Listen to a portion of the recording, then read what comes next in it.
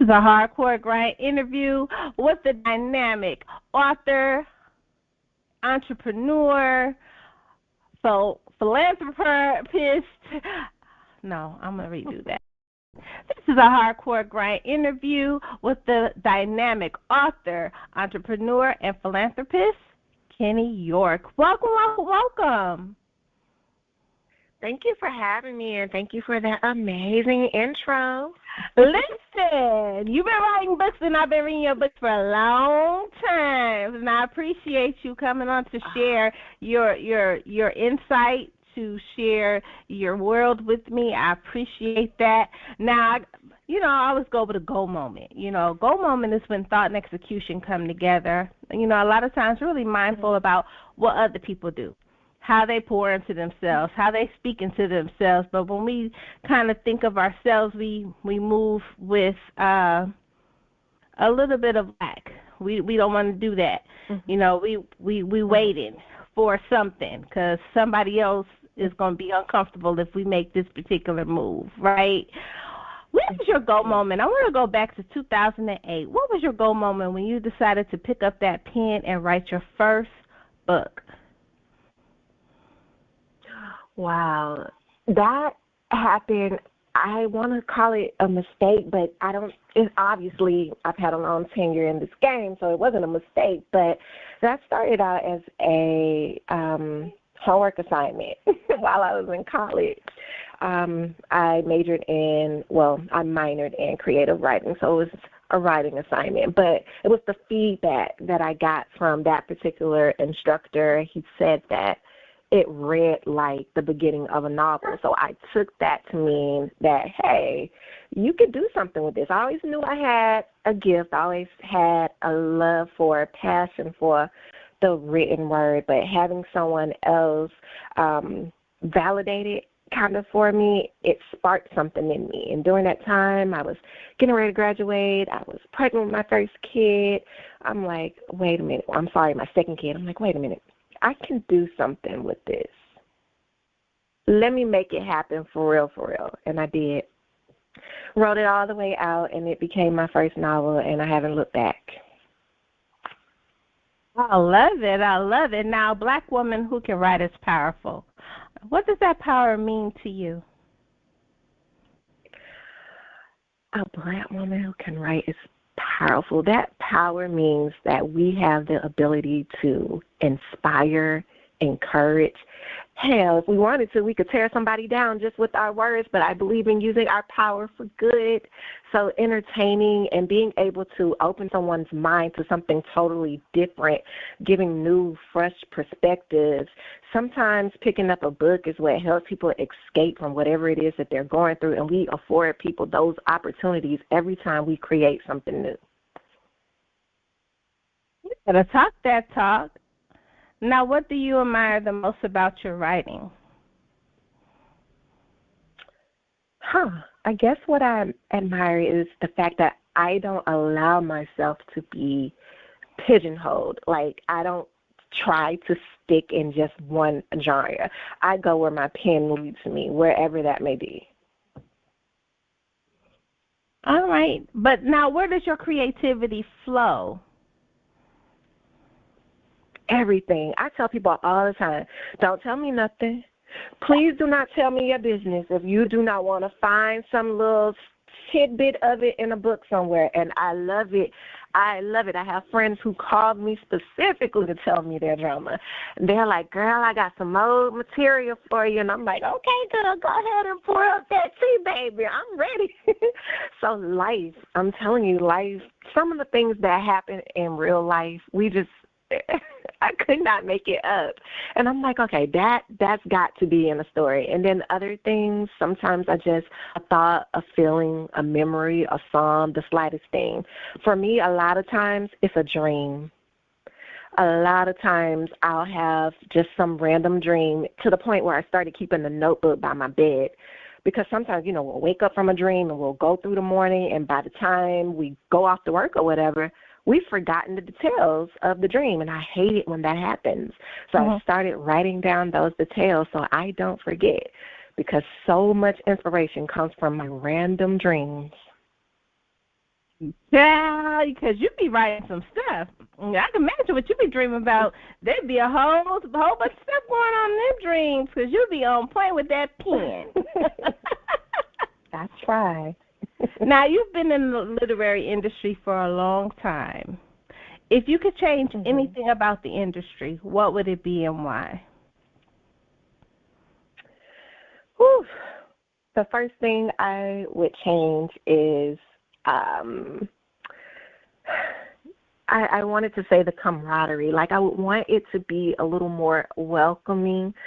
Sometimes I feel as I came up in the game, it seemed like there were veterans who kind of didn't want to share their wisdom, didn't want to give nuggets, didn't want to welcome in those of us who were just starting out.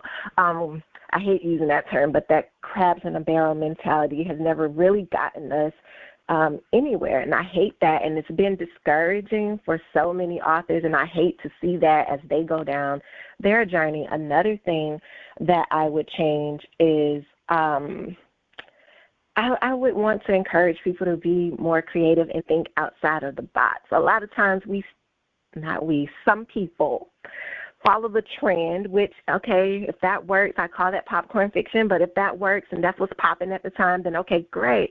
But think longevity, think outside of the box, think legacy. What do you want to see on the shelves still 10 years from now? Not just, what's the hottest trend this month that's going to get me a couple of ebook sales. That's what I would change. That I can understand that. But now, there are a lot of new authors coming onto the scene, as you've mentioned. And sometimes being a new author and learning the business of books can be a little bit overwhelming. What advice would you give new and upcoming authors that are trying to self-publish and those that are trying to be signed? Okay, let me just start with those who are trying to be signed. I would say do you. Just start doing you. If you have to start the self-publishing route instead of being signed first, it's okay, do that, because you never know who's watching you. So publishers are paying attention. They're looking at your work ethic. They're looking at your social media presence. These things matter. They're looking at the content of your work. They're looking at you as a whole. So keep doing what you're doing, and what's destined for you will come to you. The other thing I would say, whether you're trying to be signed or just trying to self-publish, I would say ask questions. Pay attention, open your eyes, see those veteran authors who you know are willing to share some nuggets, and ask questions. I promise you, when I came into urban fiction, I had a couple of books out before I ventured over into urban. I met an author who changed my life simply because he was willing to sit down with me for an hour over coffee and answer my questions. And he charged me nothing except for that cup of coffee. And I never forget him. I try to give him kudos every time I do an interview. That author is R.M. Johnson, and he was instrumental in changing the way I marketed myself, the way that I moved in social media land, and the way that I put forth an effort to learn more about self-publishing instead of waiting for somebody to grab me up. And after a while, me doing me, taking what he taught me, I did get a publisher to come and grab me up just by them watching me or seeing me do me. Okay. Now, you inspire so many people in the literary world and outside. How does that make you feel to know that, you are that inspiration behind a lot of things and choices that people are making? It's a responsibility. I feel like it's a responsibility, especially as now I can call myself a seasoned veteran author. It's a responsibility that I feel we have, and a gift to be able to inspire and give back to the field and to the others who are coming up behind us. And even if you're not aspiring to be in the literary field, those who are just reading our books or watching our journeys as entrepreneurs, it's definitely a responsibility. So whenever I do things, I do it with thought. I do it with consciousness, knowing that somebody somewhere, I don't know who you are, but somebody somewhere might be watching me, and I want to make sure that I'm putting forth as stellar as I can of an example for whoever it is that needs that inspiration. I love it. I love it. Now, what was the most challenging part about your journey?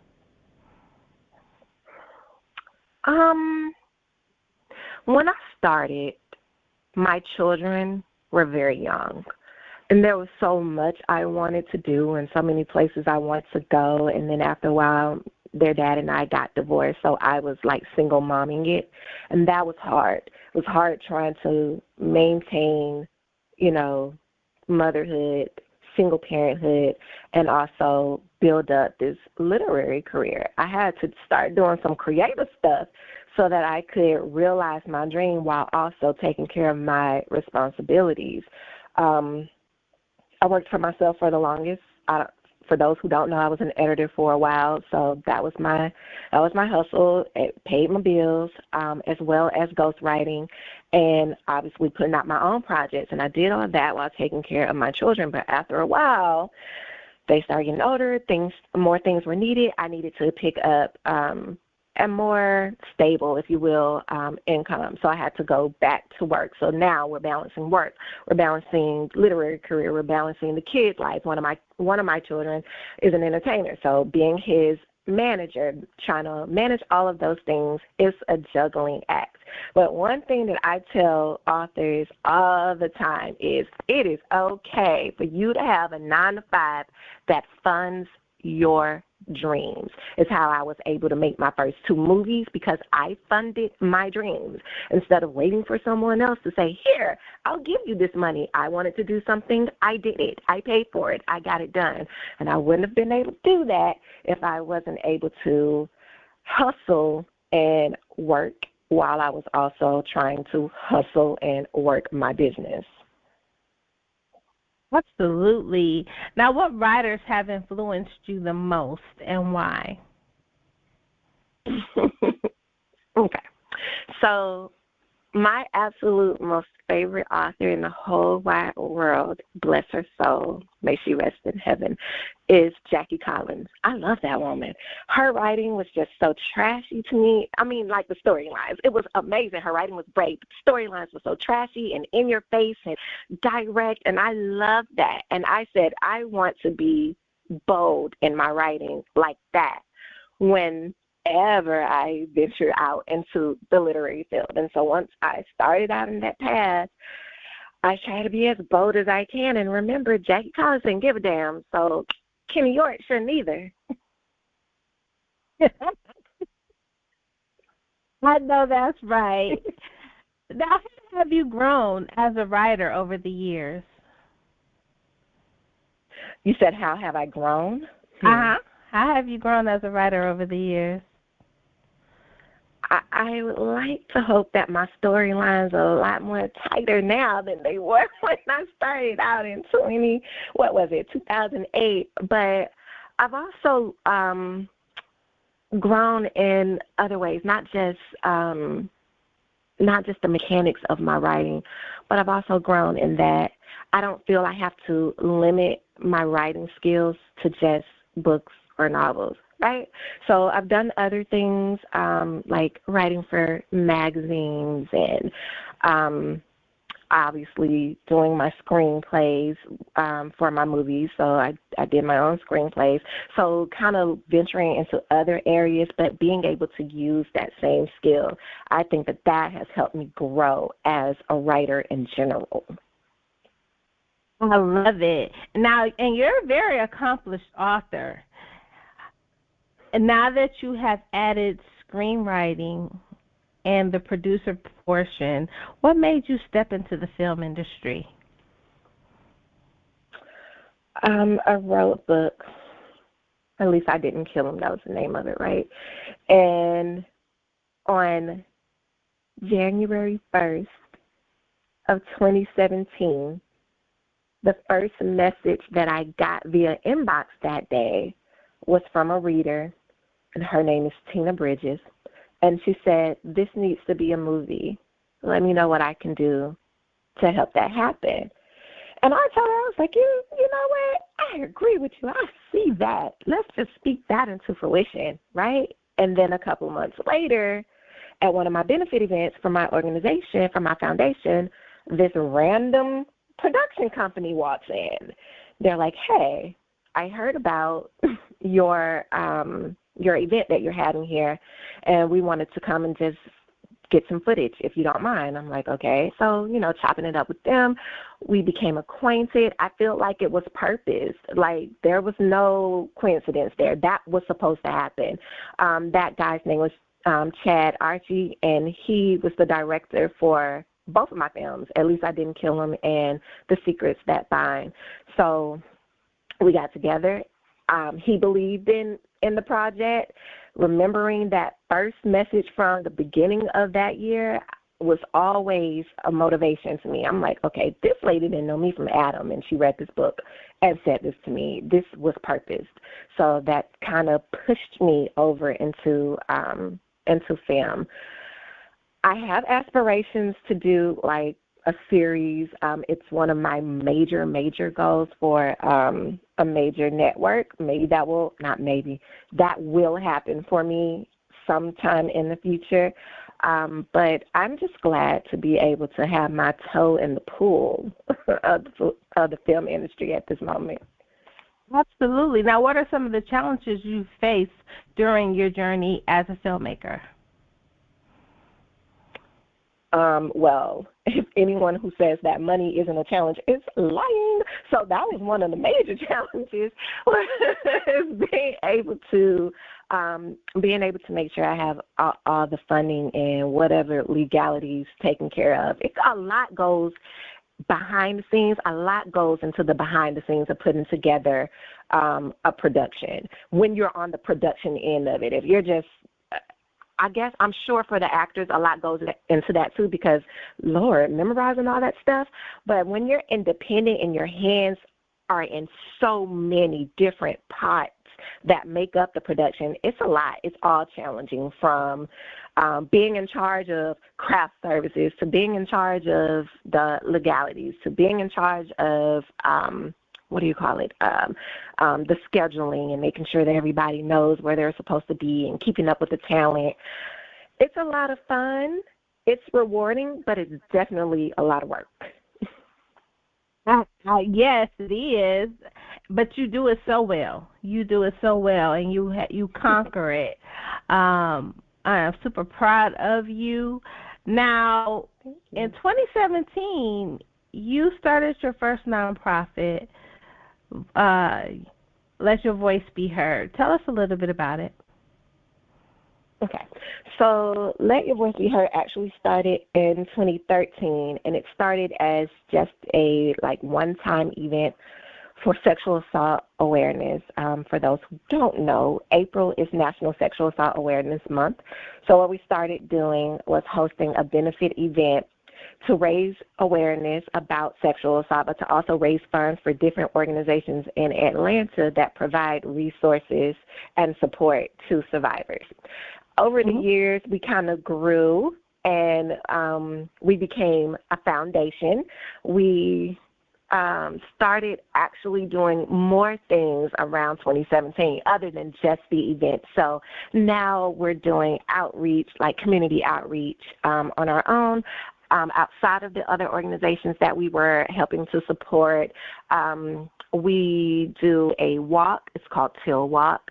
We still do our annual benefit event in April. Always, every April, we're doing something. We have a new program that we are kicking off this year. It's called the LOCK campaign, which is Letters of Compassion, where we are asking volunteers to write compassionate letters to survivors, and these letters will be distributed at crisis centers, hospital ERs, private clinics, places like that, where the providers see a lot of women, or maybe even children and men, who come in after having been sexually assaulted. So the idea is to be able to provide them with a source of support boost their esteem, boost their resiliency by giving them something they can something tangible that they can keep with them and refer back to whenever they need to feel uplifted or motivated. So that's the LOCK campaign.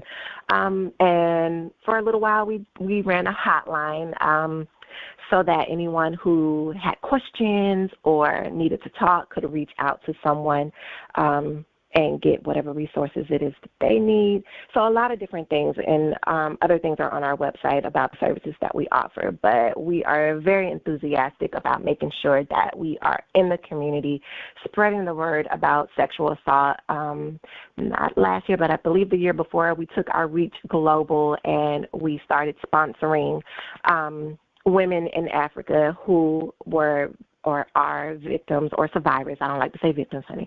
Survivors of gender-based violence. We sponsor them by funding their education so that they wouldn't have to remain home or be married off, and they can go out and fulfill whatever dream it was or is that they have. So I'm very proud about that initiative.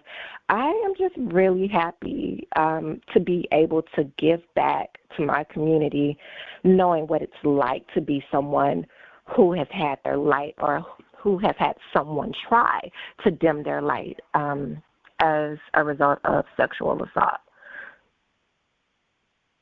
I love it. I love it. Community activist, author, filmmaker, philanthropist. What's next for Kenni York? A nap? I'm just kidding. No, for real. I wish. So I recently kind of changed courses a little bit in life and got my master's in clinical mental health counseling. And I did it so that we could add another service at my nonprofit, and that service obviously will be counseling. So I am now a therapist. It took a while, but we're here now. So I am now a therapist, and at this moment, I'm embracing that new role. The organization, Let Your Voice Be Heard, we have a 5-year plan. So in 5 years, the ideal is we'll have a brick-and-mortar location, and individuals will be able to walk in off the street and receive the mental health counseling that they need, courtesy of me and whoever else we bring on that's licensed. But that's where I am right now. So I'm still writing, still finding ways to use my creative juices, but also blending it with my passion for helping sexual assault survivors. But as far as literary stuff, I do have a project coming out this year. Hopefully everything stays on track and it releases this quarter, but it's something a little different. It's not what most people are expecting, but it is something that's close to my heart, a passion project, if you will.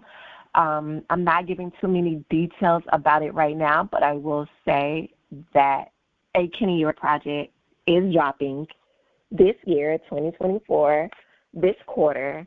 Be on the lookout for it. I don't like to make a lot of noise before I have definites, but I make moves and, not announcements. So it shall be announced when we're closer to the time. Well,